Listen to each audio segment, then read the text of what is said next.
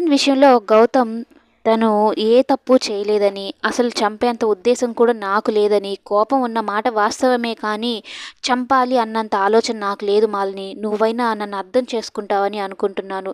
నీకు నేను మాట ఇస్తున్నాను మాలిని.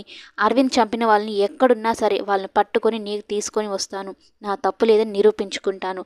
అలాగే వాళ్ళకి కఠినంగా శిక్ష పడేలా కూడా చేస్తానని అయితే చెప్పి వెళ్తాడు. కానీ మాలిని మాత్రం తన బాధలో తను ఉంటుందే తప్ప ఒక్క మాట కూడా మాట్లాడదు. కానీ వసుంధర మాత్రం గౌతమే చేశాడని గట్టిగా నమ్ముతుంది.